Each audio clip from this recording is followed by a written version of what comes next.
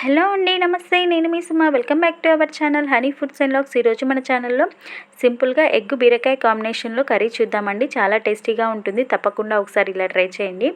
ఇక్కడ నేను 5 ఎగ్స్ తీసుకున్నానండి. అలాగే ఒకటి మీడియం సైజు ఉల్లిపాయని సన్నగా కట్ చేసుకోవాలి.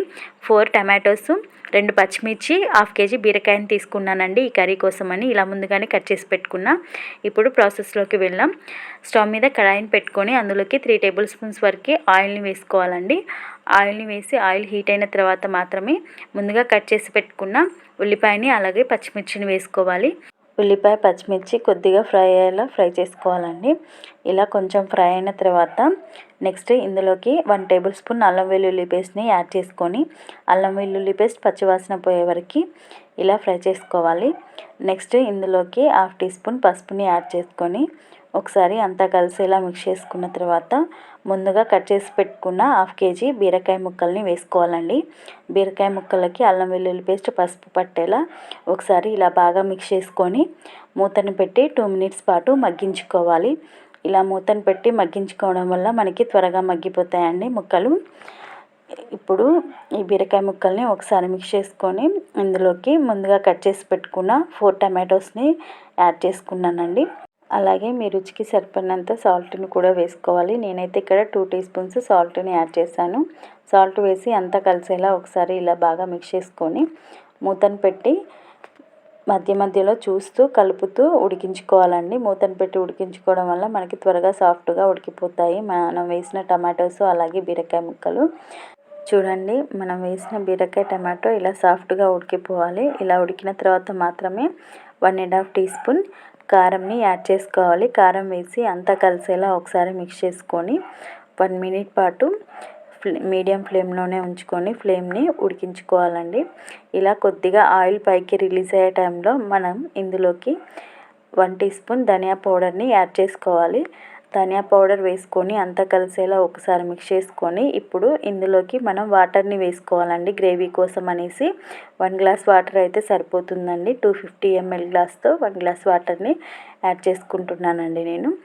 ఇప్పుడు వాటర్ వేసి ఈ గ్రేవీ అంతా కూడా మనకి కొద్దిగా ఇలా బబుల్స్ వచ్చేలా మరిగించుకోవాలండి. ఇలా మరుగుతున్న గ్రేవీని ఒకసారి మిక్స్ చేసుకొని ఫ్లేమ్ని మీడియంలోకి టర్న్ చేసుకొని ఒక్కొక్క ఎగ్ని తీసుకొని ఇలా యాడ్ చేసుకోవాలండి. ఇక్కడ నేను 5 గుడ్లను వేస్తున్నాను. మీ చాయిస్ అండి. 4 అయినా వేసుకోవచ్చు, 5 అయినా వేసుకోవచ్చు అండి ఎగ్స్.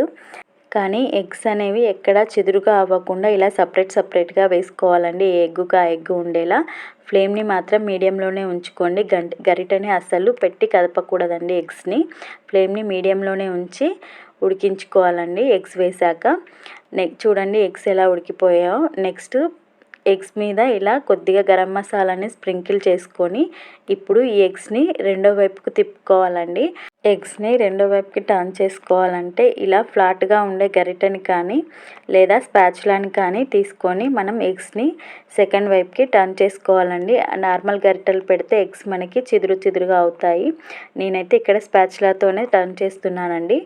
ముందుగా ఎగ్స్ అన్నీ కూడా ఇలా లూజ్ చేసుకోవాలండి. కళాయి నుండి సపరేట్ అయ్యేలా ఇలా కొద్దిగా లూజ్ చేసుకున్న తర్వాత సెకండ్ వైపుకి తిప్పుకోవాలండి. ఇలా ఎగ్ని అన్ని ఎగ్స్ కూడా ఇలా సెకండ్ వైపుకి తిప్పుకున్న తర్వాత మళ్ళీ ఫ్లేమ్ని మీడియంలోనే ఉంచుకోవాలండి. అస్సలు హైలో పెట్టుకోకూడదండి ఫ్లేమ్ని. ఎగ్స్ మాడిపోతాయి, కర్రీ కూడా టేస్టీగా ఉండదండి. ఇలా ఫ్లేమ్ని మీడియంలోనే ఉంచుకొని ఆయిల్ పైకి రిలీజ్ అయ్యే వరకు ఉడికించుకుంటే మనకి కర్రీ అనేది రెడీ అయిపోతుందండి. చూడండి, మనకి ఇలా ఆయిల్ అనేది సపరేట్ అయ్యి గ్రేవీ దగ్గర పడిన తర్వాత కొద్దిగా కొత్తిమీరని వేసుకొని ఫ్లేమ్ని ఒక 1 మినిట్ ఉంచుకుంటే సరిపోతుందండి. చూడండి, పూర్తిగా ఇలా ఆయిల్ రిలీజ్ అయితే మనకి బీరకాయ ఎగ్ కర్రీ అనేది రెడీ అయినట్లే. ఇప్పుడు ఫ్లేమ్ని ఆఫ్ చేసుకుందాం.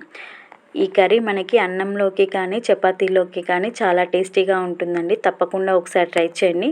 అస్సలు బీరకాయ ఇష్టం లేని వారికి ఇలా ఎగ్ వేస్ట్ చేసి పెట్టండి, చాలా ఇష్టంగా తింటారండి. మా ఇంట్లో ఫస్ట్ అసలు బీరకాయ తినేవారు కాదు పిల్లలు. ఇలా ఎగ్ వేస్ట్ చేస్తే చాలా ఇష్టంగా తింటున్నారండి. ఇప్పుడు చూడండి, ఎల్లో పార్ట్ కూడా చాలా బాగా ఉడికిపోయింది. తప్పకుండా ఒకసారి ట్రై చేసి ఎలా వచ్చిందో నాకు కామెంట్ చేసి చెప్పండి. ఓకే అండి, మీకు ఈ వీడియో నచ్చితే ప్లీజ్ లైక్ చేయండి, షేర్ చేయండి, సబ్స్క్రైబ్ చేసుకోండి. Thank you for watching.